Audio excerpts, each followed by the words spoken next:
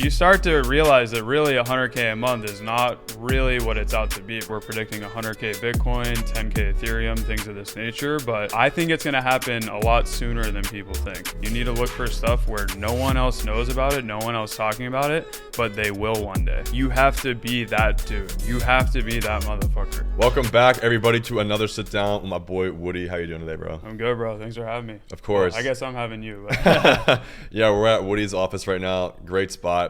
Fantastic backdrop, and Buddy got the award right here for 100K a month with his Amazon business. So we're going to get into that in this podcast here, but let the people know who you are, what you do, and then we'll jump in and go from there.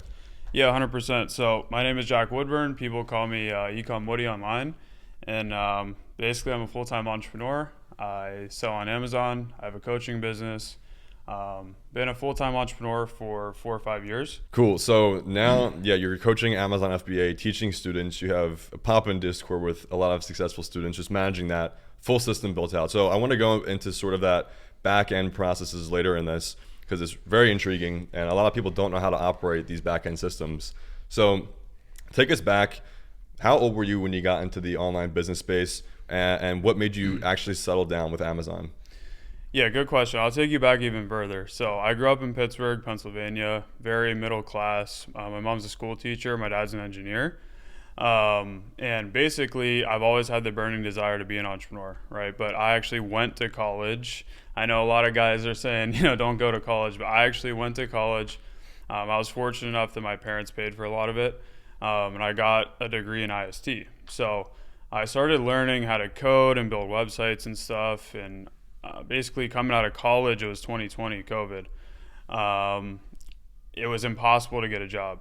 Like I got a bullshit job processing loans for a mortgage company. I hated it. It was a remote job, right? But I was barely making $500 a month, and I was like, fuck this. So I actually initially tried selling on Shopify.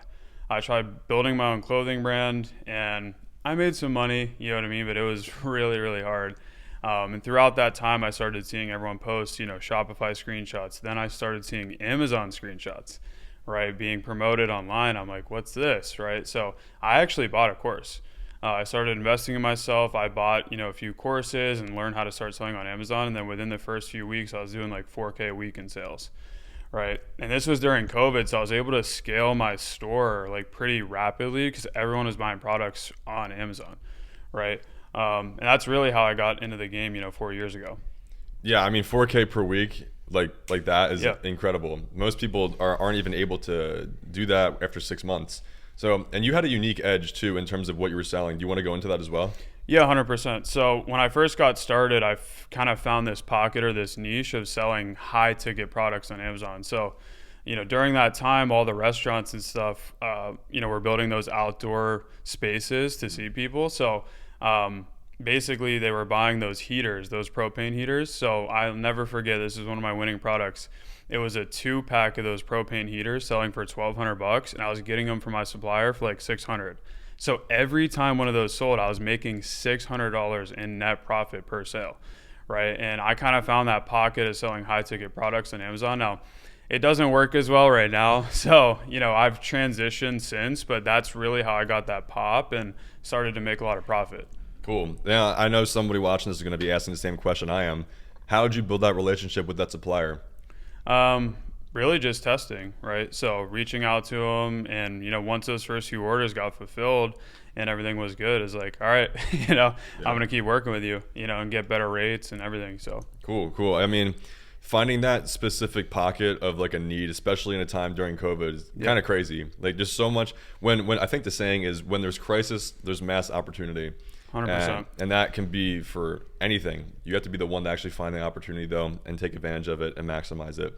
So fast forwarding now to 2024, obviously we got the plaque behind here. Yeah. How did you go from making 4K a week as when you first started having good success to now scaling your businesses and doing, the 100K a month reward here? Really, it comes back to investing in myself, bro. Like since that day I bought that first $500 course, I've constantly hired new mentors, joined masterminds. Even last year, bro, I spent probably $100,000 on coaching and masterminds, right? And that's even at a level that I am right now. So that's really what it took, is just investing into myself and people that were doing better than me in order to hit the big months. You know what I mean? Just figure out what it was, short curve, or, cut down on that learning curve and just shortcut it. And, that's what it comes down to, bro. It's just like pay to play. You know what I mean? I say that all the time. A common trend with a lot of successful people is they will always invest in themselves and not be afraid to spend the money. Never, you have to break through certain levels mentally to get to new levels. Otherwise, you probably wouldn't reach and connect with the people that are where you want to be. I was saying yesterday on the boat that, and even Luke was saying this, how you need to basically you need to walk into the man that you want to become, and you cannot surpass the level of individual that you see yourself. So you have to see yourself at a certain level before you have that breakthrough moment. And that's a perfect example, spending 6 figures on this coaching, mentorship, whatever that may be. Yeah, it's crazy. Yeah, but it's a good thing. Oh, for sure, sure. I'm not afraid to spend on that. I mean, we both dropped 15K plus to join Capital Club last year out in Spain. So that's how we originally connected, and I want to go into that as well. How did you originally come across Luke Belmar, and what did that relationship look like years and years ago? So, yeah, I guess we skipped over this part, but really Luke got me started in all this, like all the online stuff. So I found Luke back in 2020, and he was like 10,000 followers on Instagram or whatever it was, and he would do lives like all the time, bro. So I would join his lives. And then one day I was sitting in my car dead broke, and I joined one of his lives and requested to join. And he actually pulled me onto the live. Dude, I was so nervous. And at the time we were kind of talking about crypto and stuff. And he was like, looked at me, through the cameras, like, how much money do you have saved up? And I was like 5K or something. He's like, motherfucker, you're nothing. You know what I mean? Like, I really got that sense of like, holy fuck, I am nothing. You know what I mean? And that's what really put me into overdrive. He's like, you need to make money, dude. Like, stop worrying about crypto right now. And that's what kickstarted me into everything, building my own personal brand, launching this coaching business, scaling up my own store. Everything really came from Luke, and I've been connected with him ever since. And then obviously over the summer he posted about Capital Club, and I've always wanted to go to the live event, and I was finally in the position to actually go. And when he dropped that, I paid on the spot, and it's been nothing but good ever since. So what do you think, after going to Spain last year and stuff while we were there, what do you think was the main takeaway of being at Capital Club last year? I think the networking, bro. I mean, that's why we're doing this podcast right now. And one piece of information, I know I was telling you last night and yesterday, one piece of information made me over $300,000, right? So everyone's like, I told my family I paid 15 grand. So my girlfriend, they were like, what the fuck? That's like a fucking car. You know what I mean? And 6 months later, I'm like, oh yeah, by the way, one piece of information made me over 300 grand. So was it worth it? Hell yeah. So I mean, now, just going over the entire mentorship aspect and coaching side, and being a part of groups and stuff like that, what do you think was the most valuable mentorship or paid group you've been a part of? I mean, in terms of an in-person event, definitely Capital Club. I want to shout out my mentor, Justin Saunders. He really helps guys like me scale their personal brands and their coaching businesses, and understanding your KPIs and stuff like that, which he really flipped the switch for me in the last couple of years, and helped me make over $1 million last year, right? So definitely want to give a shout out to Justin J. Saunders. So awesome. Let's go into that. I want to go into kind of a deep dive into your back end business and stuff like that, because you don't have a massive team either. We were talking about it at dinner last night. Woody has one setter and one closer, right? Yep. Big Discord, a lot of students. Everything's dialed in though systematically. So how did you learn to basically build a bulletproof sales process for your online business? A lot of trial and error. It's not easy building a sales team and managing a sales team and building out these systems and processes. I think a lot of it comes down to your KPIs and actually tracking your numbers. So there's metrics that the company needs to hit XYZ goal, right? What are some of the KPIs you look for? Cost per acquisition, cost per call booked, close rate, all these KPIs, right? It matters, right? And if you want to close, let's say, one high ticket deal a day, right? and it costs you, let's say, $450 to get a call taken. Well, if you spend $450 a day, let's say on ad spend, then you're going to take one call a day, right? So you have to understand these metrics and, you know, the actual health of your business in order to scale. Yeah, and we were going over that a little bit last night in terms of cost per, like you said, cost per acquisition. How much is it costing how much is it costing me or my business to get somebody on a call and actually have them pay? So your offer is $6K, right? Yeah. So you have people either pay that in full or people pay that in payment plans. Yeah. And right now, what made you decide on the $6K figure? Was it just like testing price ranging or what? I mean, really the value's there, right? I mean, I truly think there's 20, 30, 40K worth of knowledge wrapped up inside of it. And it's a 6-month program, right? So it's not like someone signs up and it's like, hey, you're on your own. Like, we have 24/7 one-on-one support. I have a full staff that takes care of all my students. We have 4 coaching calls a week. And there's a lot of cool stuff: business credit funding, tax, stuff, LLC setup, formation. I break down my whole financial structure and my whole, business structure as well to my students. So it's not just how to, sell on Amazon. It's how to actually build your net worth, how to invest those profits, X, Y, Z. So that's why we sell it at $6K and our students get great results, and I've gotten people great results. I have a student right now who texted me. He's on pace to do $2 million this year in sales, right? Last year, he was working actually in Arizona as a car salesman, right? He's 24 years old. He's married and has 2 kids. This dude is on pace to do $2 million in sales this year, right? So I've changed enough people's lives where I can actually charge that. Mm-hmm. Yeah, the value is there, as you said, and it's proven to be there. Yeah. So now I know last night we were at dinner talking for a bit regarding your offer, regarding your personal brand. What kind of other offers do you want to include in this and kind of take the brand of Ecom Woody? Yeah, I mean, look, I love teaching people e-commerce, and Amazon's where I got my start, but I think, in the future, you might see me talking about more of this high-level business stuff, more of the biz ops, scaling kind of pieces and elements. I know Luke's talking about IPO and stuff like that. That's what I love, right? And I'll slowly start to transition into more of that and kind of showing people how I actually scaled, a coaching business to millions of dollars per year, because it's not easy, bro. It really isn't.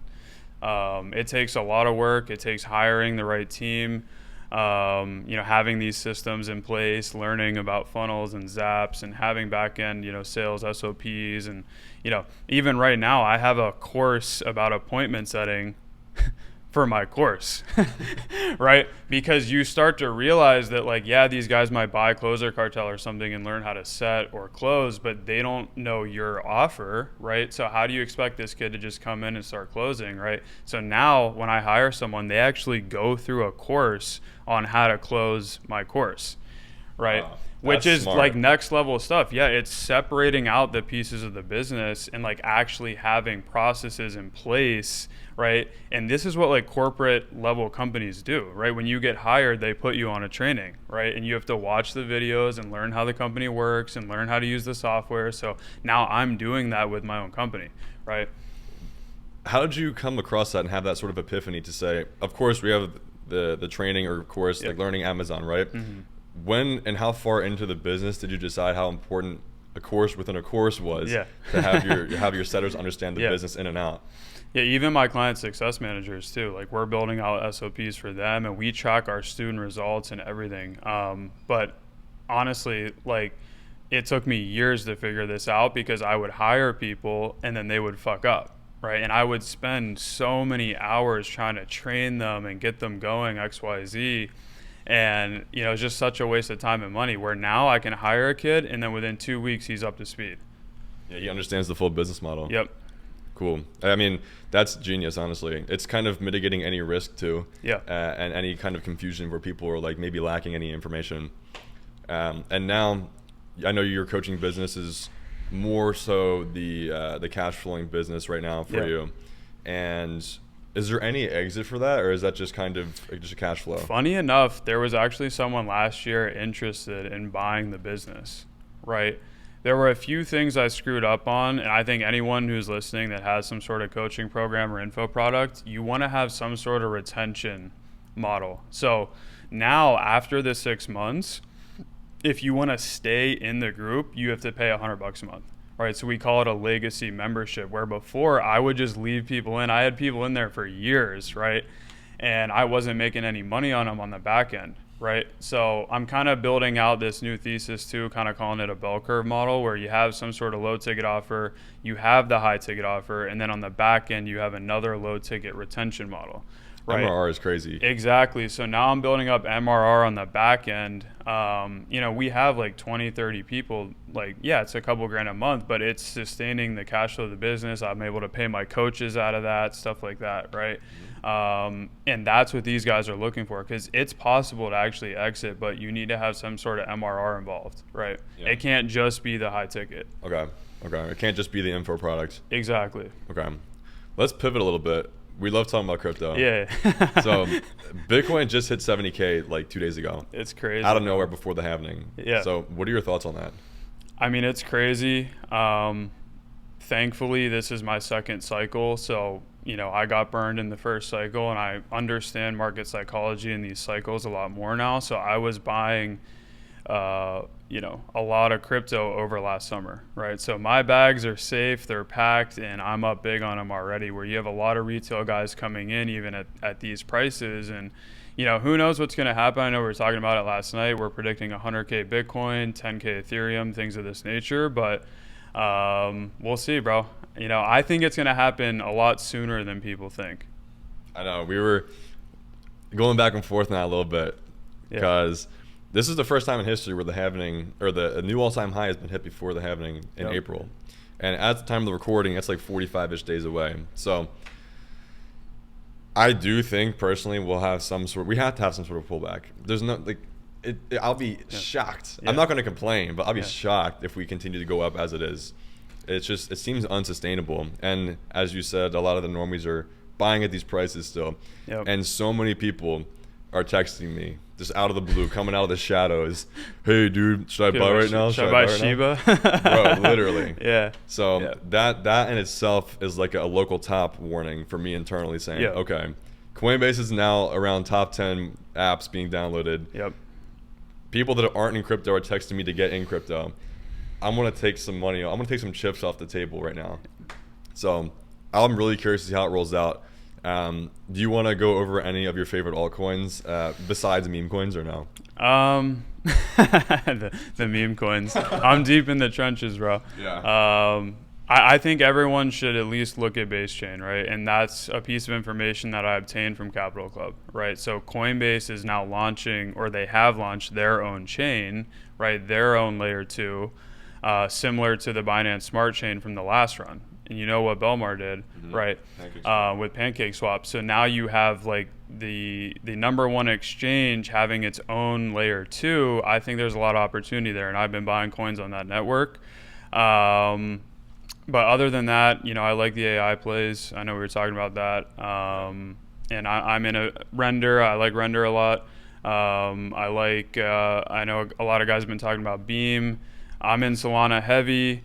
But yeah, I'm kind of breaking down where I'm at. New portfolio all-time high today. Yeah, seriously. Yeah, the AI coins, the gaming infrastructure coins.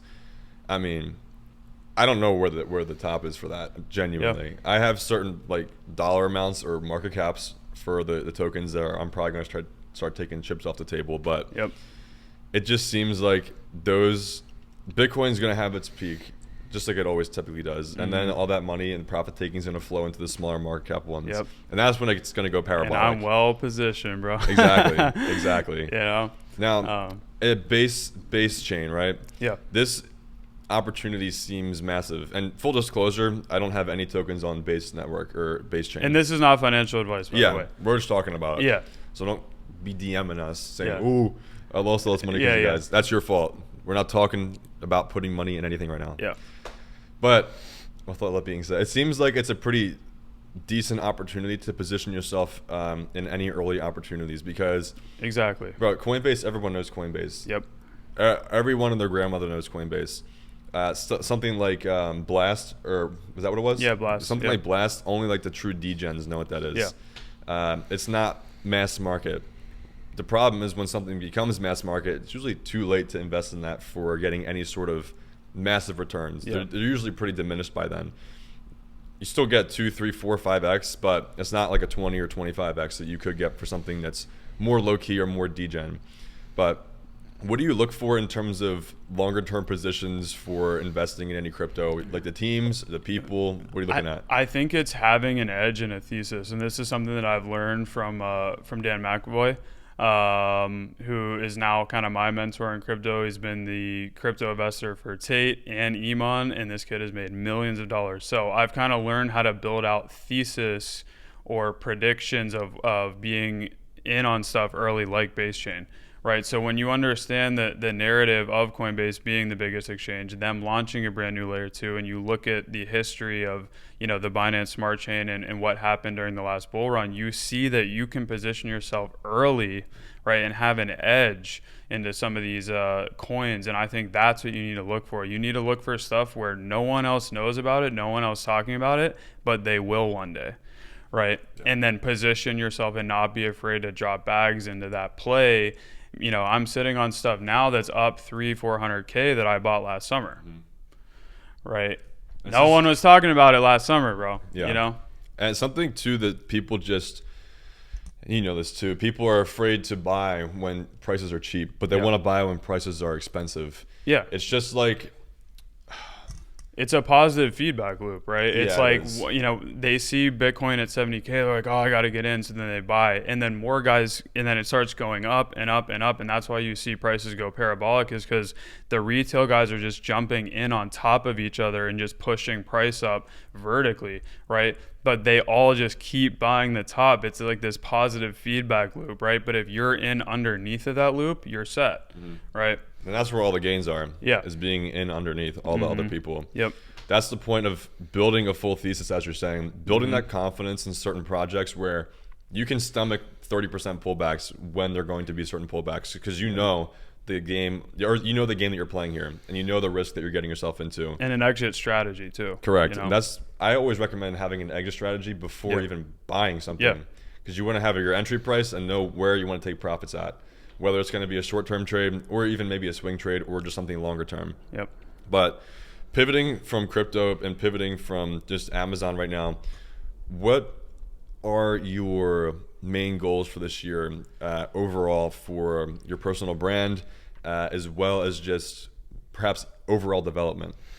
Yeah, I think I need to definitely be putting out more content and kind of broaden my reach of who I am, right? Because I'm not just the Amazon guy at this point, right? I've built, many businesses outside of that. I'm getting into software. I know you're in that field and, crypto. So I want to start putting my message and my story out there of like what I'm actually capable of and kind of what got me here today, and build my YouTube channel. So subscribe if you haven't. Ecom Woody, subtle plug. But I want to start building because, I have the network now, right? I have the place, I have the money, I have the assets, the business skills, but I haven't shared a lot of that, right? So I want to start sharing a lot of that this year, continue to scale up my businesses, and hopefully exit, multiple 7 figs this bull run. So yeah, I mean, it sounds like a good plan to me. Yeah.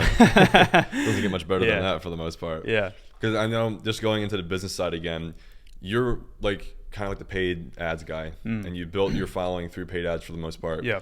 So now, you're, like you said last night, you're kind of playing catch up with the organic personal growth. Exactly. And what are your plans for that? Just pumping out content, showing more of your personality, showing more of your knowledge? Exactly. Jumping on more podcasts like this, putting out more maybe controversial topics, not just talk about Amazon all the time, and, start posting a lot more on YouTube. You'll see, right? But yeah, I'm kind of playing catch up where I started just running ads from the start, instead of vice versa. There's a lot of guys building organic following, then run ads. There's not a right or wrong way to do it. But yeah, I want to start putting out a lot more content. Okay. And I know you just said there's no right or wrong way to do it, but if somebody was launching an info product right now, what would you recommend to them? Organic or paid traffic? I think you need a good blend of both, right? I think no matter what, you need to be putting out really consistent, good content to build your organic, but on top of that, to have steady lead flow or sales on the info product. I think there's nothing wrong with running paid because you can get followers, you can get engagement from that even, right? So I think both. Okay.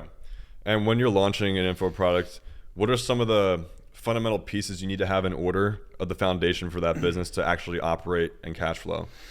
Marketing, sales, fulfillment, right? That's it. You know, that's it. The 3 pillars, and you need to understand that they all work together, right?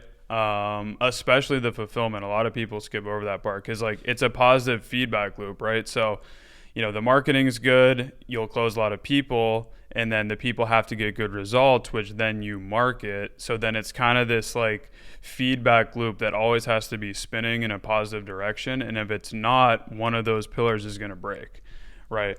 Yeah, I mean, it's just using your already successful students to acquire more students. Exactly. That's like the easiest way to acquire more people, and especially referrals too. Because if somebody's like, yo, my guy Woody, he changed my life through Amazon and stuff like this. You know, his shit's only $6K. You can do payment plan if you need to, but he's my guy. So referrals are very powerful. For even Beamly, 90% of my users right now are referrals or friends. So it's amazing. Yeah, it's incredible how powerful word of mouth is in terms of any business, whether it's brick and mortar or even online business. And the content game, man, there's certain people, like even TJR I ran into. Yeah. Right? Like I just thought of that. He's all organic. They do run ads as well. Yeah. But most of his followers are organic. He's got like 200K on Instagram. Yep. Pulls at least like 50K views per video, per reel on Instagram. Ton of TikTok followers. If you have that brandable face, brandable personality, like that can change so much for your life and change so much for your business. So, but you have to be that guy. And I teach a lot of people this. I'm like, you know, let's say some guy's trying to sell Airbnb coaching, right? How to get an Airbnb. Well, we all know Mr. 428 is that guy, right? So if I'm online as a consumer and I'm like, who am I going to buy an Airbnb coach, you know, program from? Is it going to be Blake or is it going to be this guy who has 2,000 followers, right? And I don't want you to look at that guy that has 2,000 followers and say he's not worthy of it. It's just you have to be him. You have to be that guy. You have to brand yourself as that guy, even if you think you might not are there yet, if that makes sense. And I've been doing that since day one, right? Like I always put myself out there as the top Amazon guy, even though there were way bigger guys, right? But that's how I started to brand myself, right? Which I think can really help. 100%. You have to, and that goes back to the mentality of seeing yourself at a certain level to step into that version of yourself.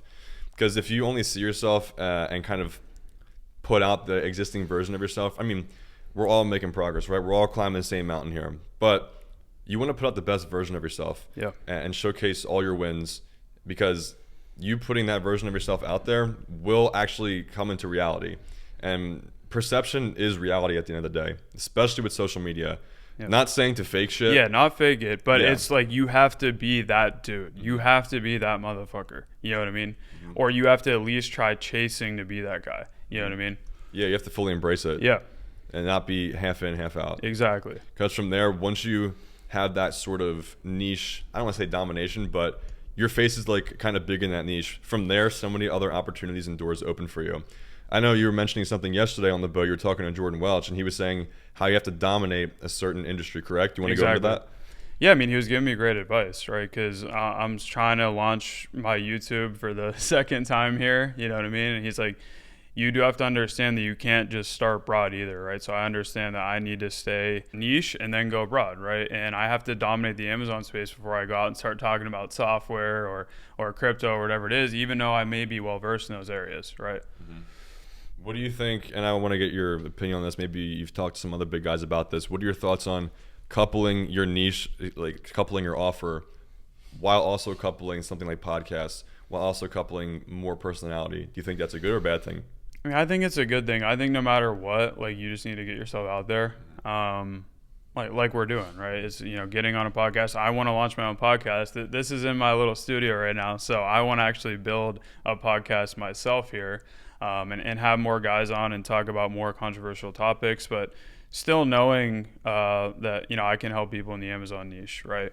But even in my program, I talk about crypto, I talk about investing, right? Because I'm trying to help, you know, that everyday person understand, you know, what it took for me to get in the position that I am in today. It wasn't just Amazon, right?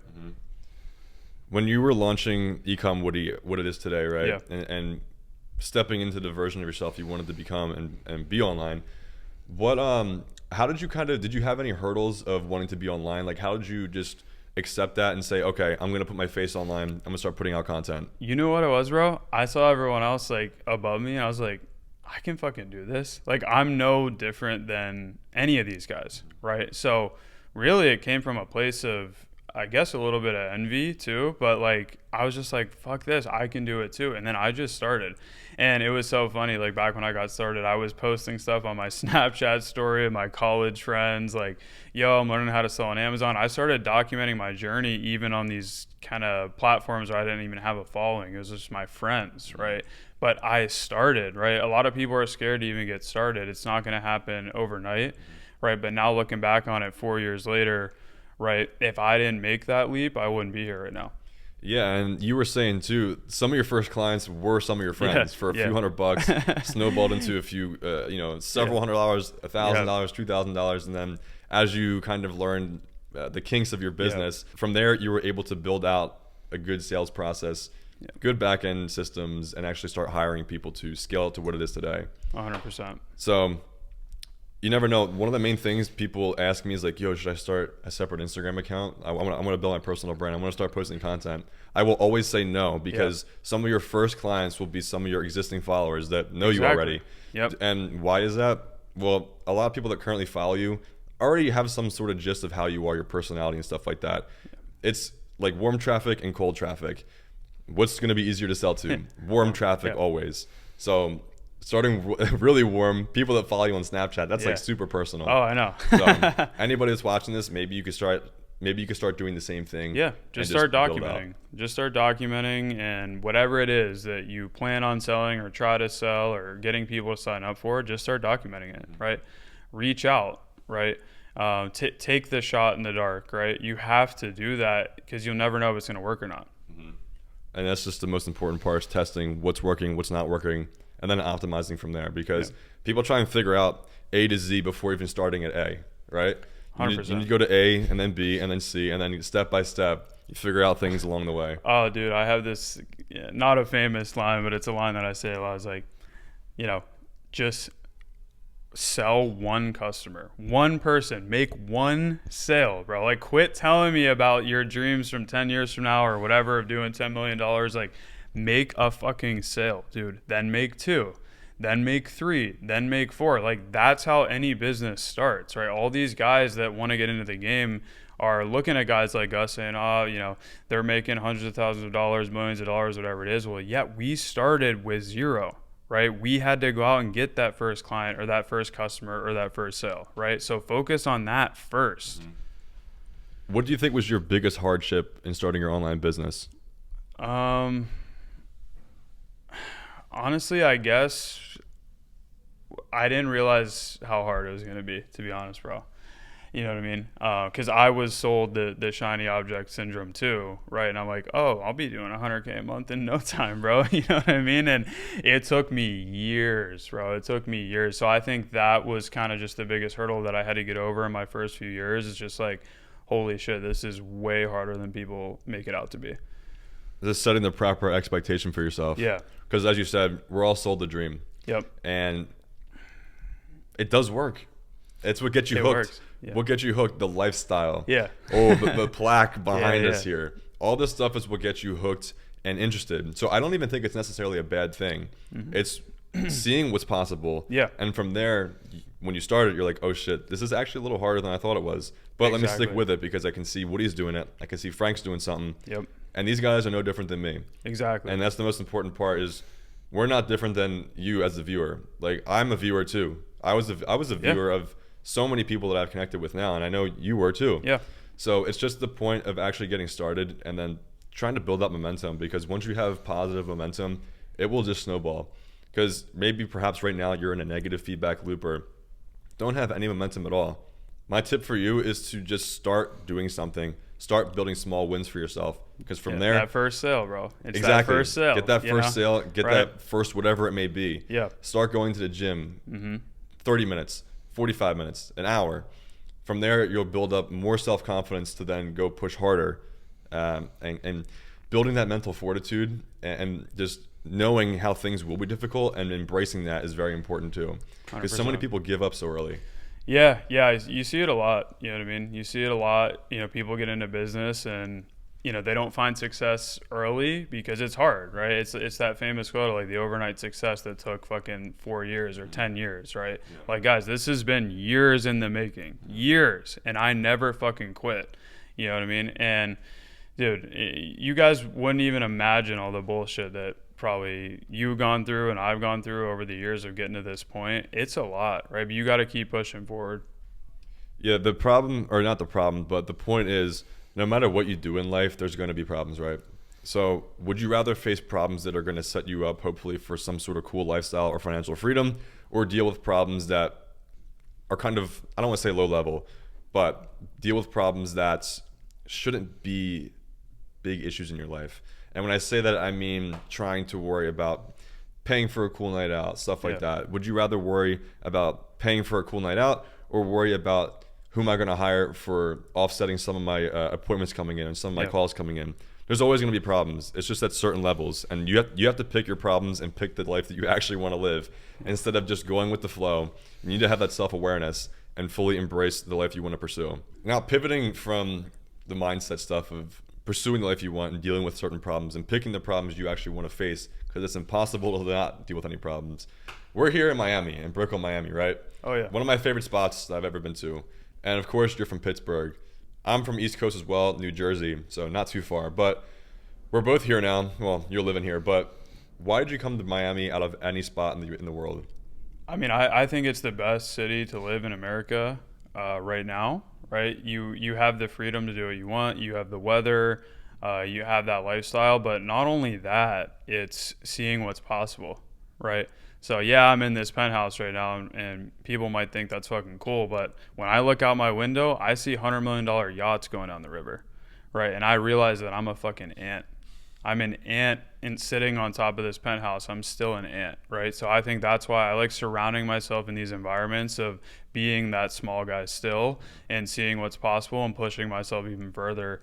And you can't do that anywhere else, right? I'm not going to, go to Pittsburgh and live there and see $100 million yachts and fucking Bugattis every second, right? Where if I'm down here, I'm seeing it all, so I'm seeing that it's possible. Yeah, you're surrounding yourself with the possibilities at the highest level of life. Exactly. Because if you're just in a small town, or Pittsburgh's not even a small town, but just like a basic town with not many opportunities that we want, dude, it's going to be so much harder for you to have that mental breakthrough to see what's actually possible. Exactly. And I love Pittsburgh, right? Like, I'm diehard Steeler Go Penguins, fan. go Penguins. Yeah, Pens, Sid, like, I love all that, and that we have a great sports culture and everything. But, again, it's like seeing what's possible, right? And I think now with Instagram, social media and stuff, you do see it, right? And I think that was a big piece of my journey, too, is I started seeing more and more of it, guys doing it. Right, seeing Seb and Iman and all these guys before me of like, holy shit, it actually is possible. And then couple that in with living down here, right? I mean, it's nuts.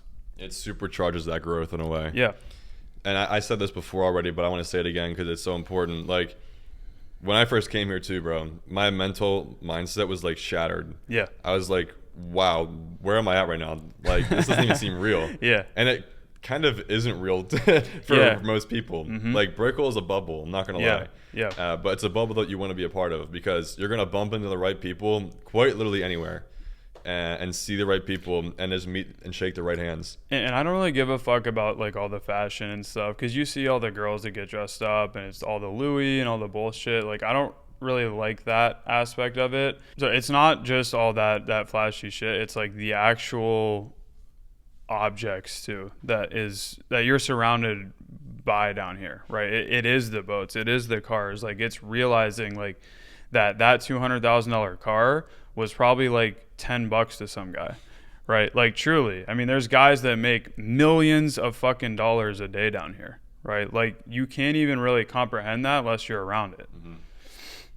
It's honestly insane. And for anybody hearing that hasn't seen that with their own two eyes, it's very hard to believe. Yeah, but it's true. It's true. There's certain people at a certain caliber, and whether or not you want to go for that full extent, there's levels. There's levels to it. You know, you can be, I always say after a certain level, money gets diminishing, just diminishing returns. For me personally, I think it's around 30 to 40K a month. From there, I can pretty much do whatever I want for the most part. What number is that for you? I think over 6 figures a month, to be honest. Yeah. Yeah. Because I spend a lot of money on like my health too, right? So I have a full-time trainer, 2-3 grand a month, you know, all the food. I didn't know if you showed you, but I have the Mountain Valley, you know, bottled spring water, like glass, like every single area I'm trying to get like, you know, the most I can out of it, all organic foods. And then I have a lot of overhead just in general, and it's investing in myself. So that's why I say 6 figures a month. But then on top of that, I want cash flow to invest too, right? I want to be able to throw 50K into a coin, into a crypto play. I want to be able to have that free cash flow. So yeah, you start to realize that really 100K a month is not really what it's out to be, bro. So, I mean, truthfully, you know what I mean? So many people are going to hear that and get so pissed. Good, clip it up. They're going to hate that. Yeah. But I mean, I've had 6-figure months, and it's not full, like steady like that for a cash flowing business. But it definitely opens doors for everything. Yeah.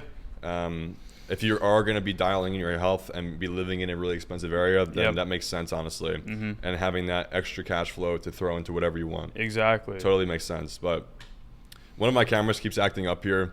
I want to just wrap it up because we had a great conversation here today. Where can people find you at? Just at ecomwoody on Instagram. That's the main place where I post. And then also at ecomwoody on YouTube. Cool, bro. Well, I appreciate you coming on. Yeah. Of course, guys, don't be motivated. Stay disciplined. And I'll see you in the next video. Peace.